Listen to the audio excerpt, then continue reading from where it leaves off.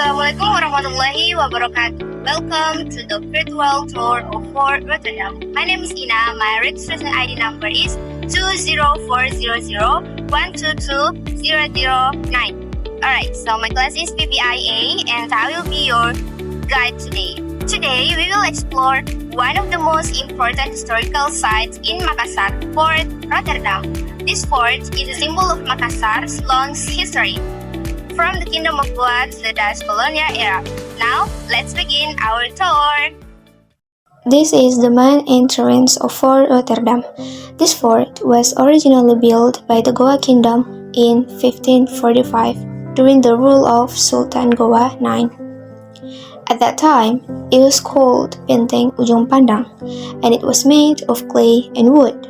Later, in 1667, after the Treaty of Bungaya, the Dutch took control of the fort and rebuilt it using stone. They also renamed it Fort Rotterdam to reflect their power in the region. The architecture of the fort is influenced by Dutch and local Makassar styles. If we look at the structure from above, it's shaped like a turtle. Why a turtle? Because turtles can live on both land and sea, symbolizing the power of the Kingdom of Goa as a strong maritime kingdom. Hundreds of years ago, this fort was the center of power in Makassar. Traders from all over the world, China, Arabia, and Europe, came here to exchange goods. But in 1667, the mighty walls of Fort Rotterdam could not stop the Dutch from taking over. This marked the beginning of a new era for Makassar. Imagine the tensions, the negotiations, and the battles that happened right here. If you were a traveler in the past, would you feel safe inside this fort? Alright guys, so one of the unique features of Fort Rotterdam is its thick stone walls. These walls were built to protect the fort from enemy attacks. And the height of the wall, right? See?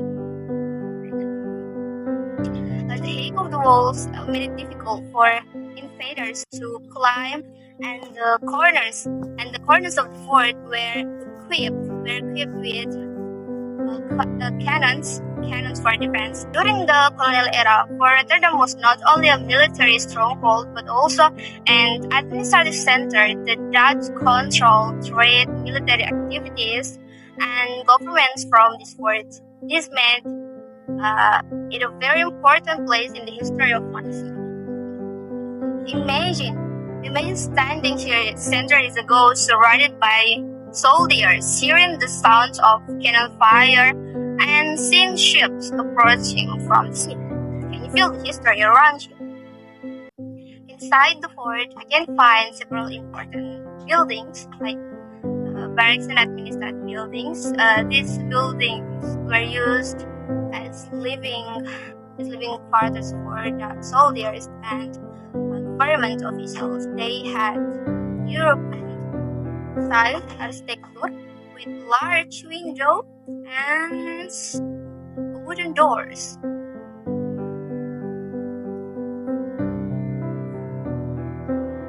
One of the most historically significant places inside Fort Rotterdam is the prison of Prince Diponegoro. Prince Diponegoro was a Japanese leader who fought against the Dutch in the Java War. Unfortunately, visitors are not allowed to enter the prison, as confirmed by the security staff. We can't go inside, but we can still see the exterior of the building where he was once held. Even from the outside, this place stands as a powerful reminder of Indonesians' struggle against colonial rule. This is the Lagaligo museum inside Fort Rotterdam. This museum has many historical artifacts such as traditional weapons, old manuscripts, and traditional Makassar clothing. The museum helps us understand the history and culture of South Sulawesi. If you love history, this is a great place to visit.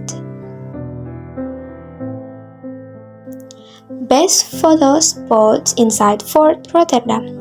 Fort Rotterdam is not only rich in history, but also offers many beautiful spots for photography. Here are some of the best places inside the fort to take great pictures. Top of the fortress walls. Standing here, you can admire the historic architecture and get a wide-angle shot of the fort's surroundings. Main gate and thick walls. The combination of old stone walls and colonial-style gates makes for a striking historical photo.